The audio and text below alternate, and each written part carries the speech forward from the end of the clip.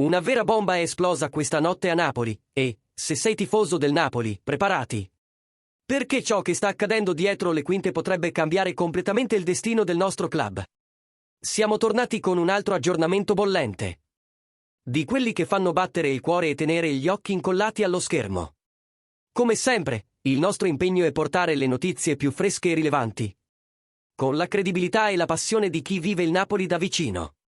Prima di tuffarci in questo argomento elettrizzante, lascia già il tuo like e iscriviti al canale per non perdere nessuna novità. Oggi, qualcosa di grandioso si sta preparando nei corridoi del Napoli. E le voci che circolano indicano che potrebbe essere una mossa storica per il futuro della squadra. Secondo Gianluca Di Marzio di Sky Sports, il Napoli ha già un accordo di massima con il Manchester United per riportare Rasmus Højlund in Serie A.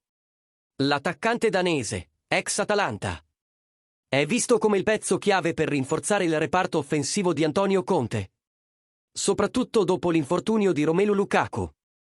L'operazione ruota attorno a un prestito con opzione di riscatto, che potrebbe persino diventare obbligatoria al verificarsi di determinate condizioni, come numero di gol, presenze e qualificazione del club alla Champions League. Il valore stimato dell'accordo è di circa 45 milioni di euro. Ma non finisce qui, la dirigenza, guidata da Aurelio De Laurentiis e Giovanni Manna, tiene d'occhio anche il centrocampo, dove due nomi spiccano, Marco Brescianini ed Elgi Felmas.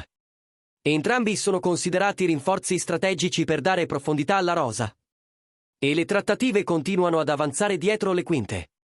E ora, tifoso del Napoli, vogliamo sentire la tua opinione.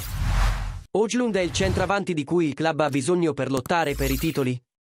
E per il centrocampo, preferisci Brescianini, Elmas o entrambi? Commenta qui sotto e, se ti è piaciuto questo aggiornamento, supporta il nostro lavoro con un super thanks per continuare a portarti le notizie più calde del nostro amato club.